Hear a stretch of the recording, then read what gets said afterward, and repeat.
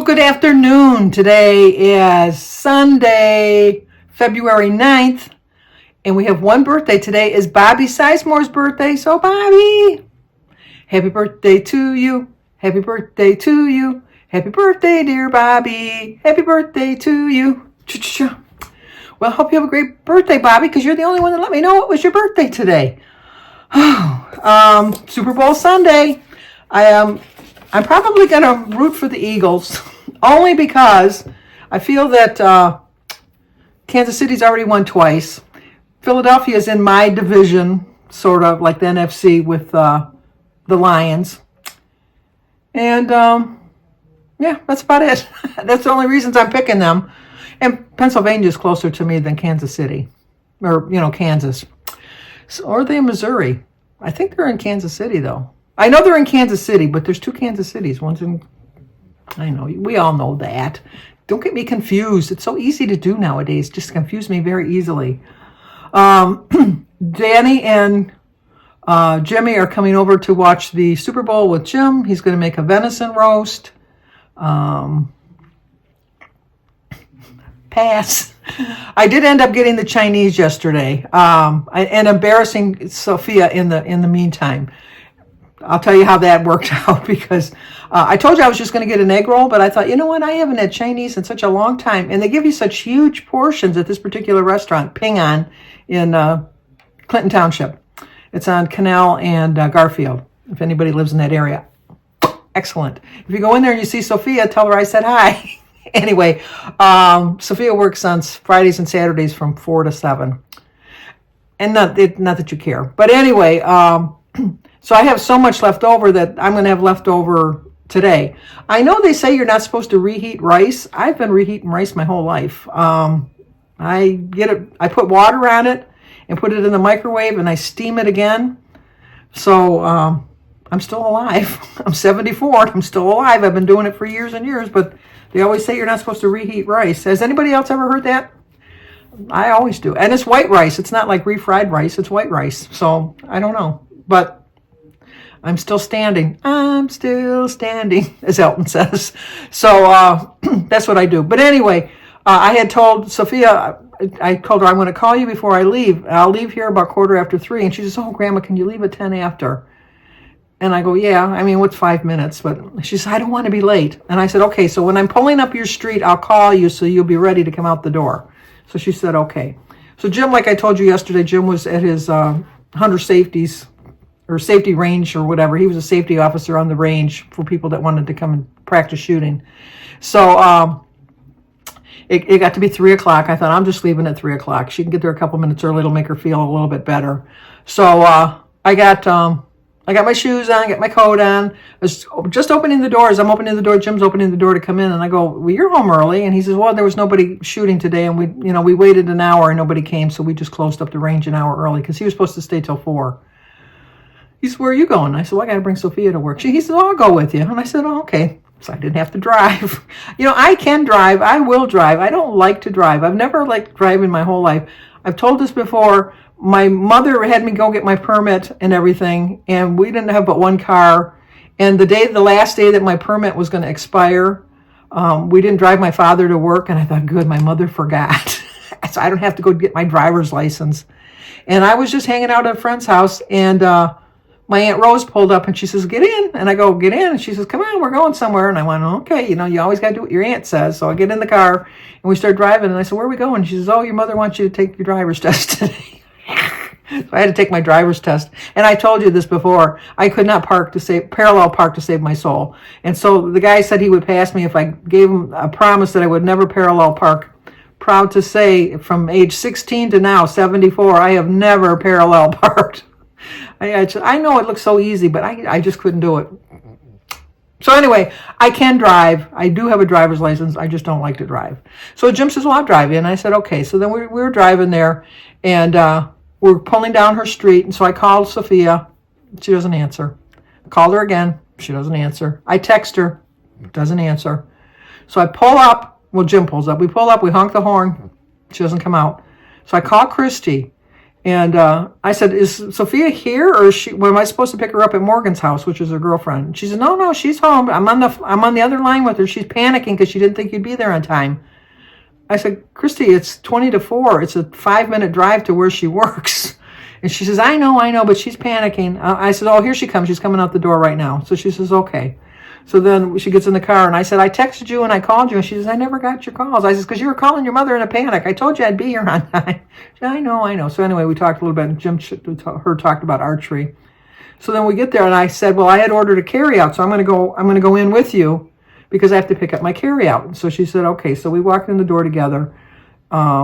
And then she goes right behind the counter and hangs up her coat on the little hook behind there. And I walk up to the counter pretending like I don't know her. And I said, yes, I have carry out for Sandy, boneless almond chicken. And so she said, one moment, please. And so she looks behind her.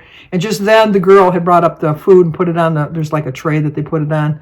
And she put the food on the tray, and then she left. And then Sophia turned around, and so she said, well, how much it was. I think it was like 14 something. And so I gave her my card. And so she scanned it, and I was signing it.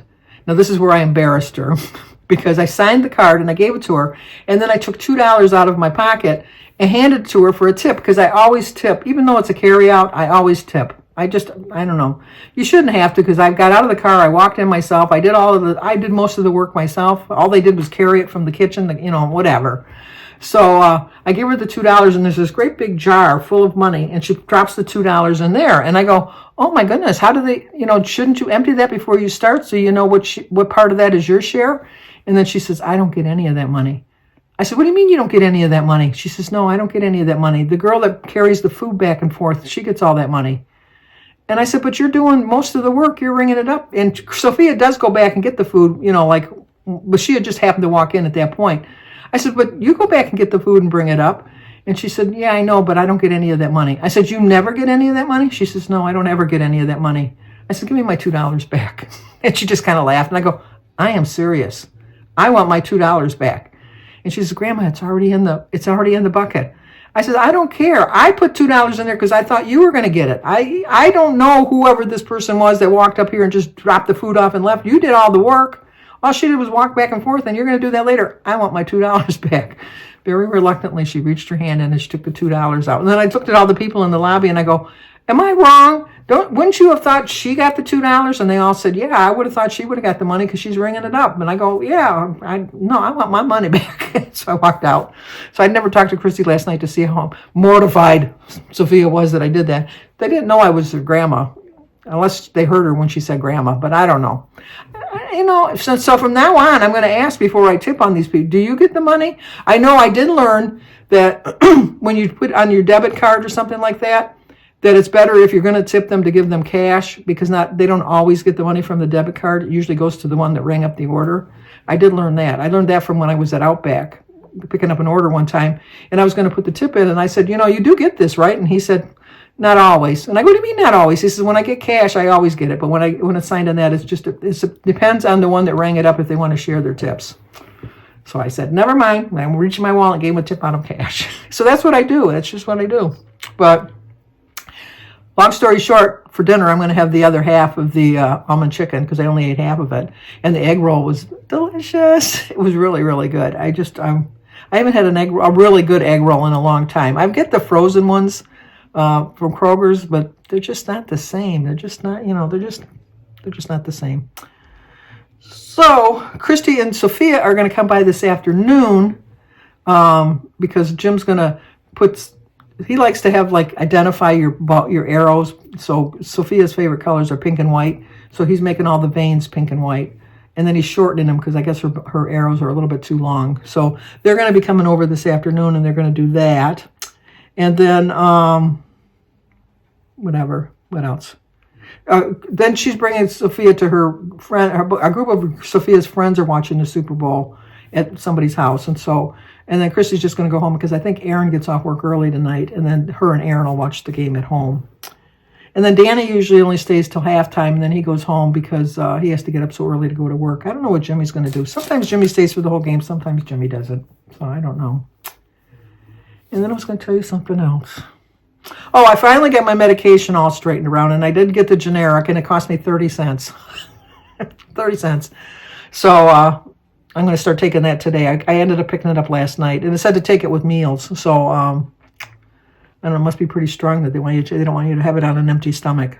So I'll probably start taking it today. It's just for I think it's for my liver and kidney function, something like that. I don't know.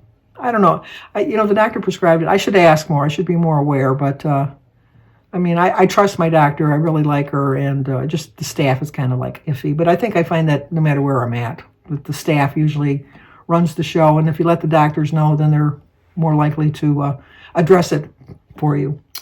And then I did finish my book last night, Harlan Coben, The Match. Excellent book. It really kept me on the edge of my seat. As a matter of fact, I started reading it like at midnight and finished it at 2 o'clock in the morning. I had to finish it. So I did finish this. I'm going to see if Christy wants it. And then we're moving on to the next one. These are my Christmas presents. We're moving on to the next one. Think Twice. That one had 340 pages. This one has 354.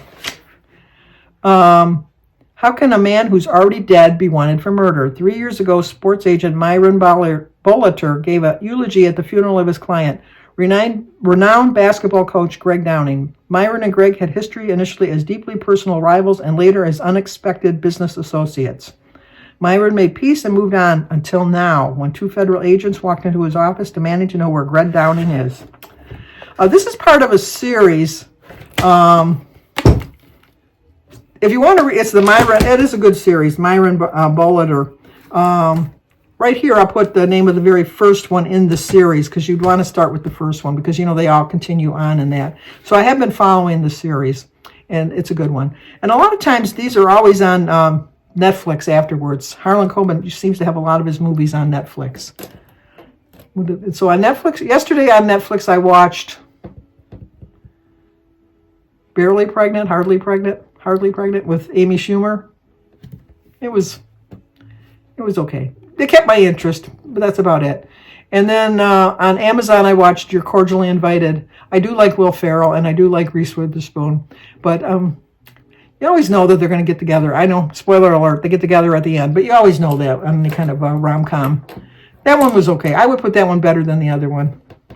And then I started to watch on Netflix Mo. It's a series about this young man who's from Palestine, that he's undocumented, and how he tries to go through the process of becoming a citizen. It's a comedy-dramedy. It's a dramedy. It's comedy and drama all at once. And how he is trying to become a citizen, and I get his cards and all that, and all the loops and all the things that he's got to go through to get to it. But it's kind of funny. It's got some funny parts in it. It's serious, too, at the same time. So they just put season 2 down, dropped season 2. But I'm watching season 1. It's okay. It's short little episodes. I think they're like 25-minute episodes. Yeah, that's about it. Yep, nothing else to talk about. So why don't we talk again tomorrow? How's that sound? See you then, hopefully.